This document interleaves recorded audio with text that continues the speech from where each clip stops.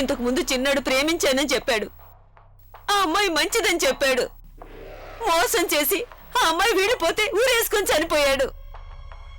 ఇప్పుడు నువ్వు కూడా ప్రేమించానని చెప్తున్నావు. రేపు నువ్వు కూడా అలా అయిపోతే మా గతేంటి? అమ్మా, ఎక్కడో ఎవరో అమ్మాయి మోసం చేసిందని ప్రేమించారని చెప్పే ప్రతి ఒక్కరూ అలా కాదు. తను అందరిలాంటి అమ్మాయి కాదు నాన్న. ప్లీజ్ అమ్మా, నన్ను నమ్మండి అమ్మా. నేను మీ బిడ్డనమ్మా. ఆ అమ్మాయి దక్కకపోతే నేను చచ్చిపోతానమ్మా. ప్లీజ్ అమ్మా, ప్లీజ్ నాన్న. అమ్మాయి ప్రేమ దక్కలేదని చచ్చిపోతానంటున్నావు.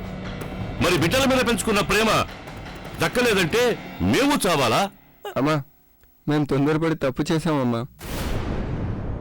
తను ఇప్పుడు కడుపుతో ఉందమ్మా. కడుపుతో ఉందా? ఒరేయ్, పెళ్లికి ముందే ఇంత బరితెగించిందంటే అది ఇంకా ఏం వ్యవహారాలు వెలగబెట్టిందో? అమ్మా, నువ్వు ఒక ఆడదానివే కదమ్మా. అమ్మలా ఆలోచించమ్మా. ఆడవాళ్ళ మనసు ఆడవాళ్ళకే అర్థమవుతుంది కదమ్మా. అర్థం చేసుకున్నాను కాబట్టే ఆ అమ్మాయిని మర్చిపోమంటున్నాను. అయితే ఆ అమ్మాయి కావాలో ఈ అమ్మా నాన్న కావాలో తెలుసుకో.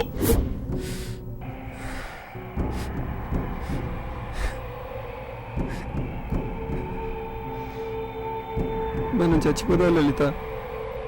ప్రేమ లేని ఈ లోకంలో మనం బ్రతకలేము.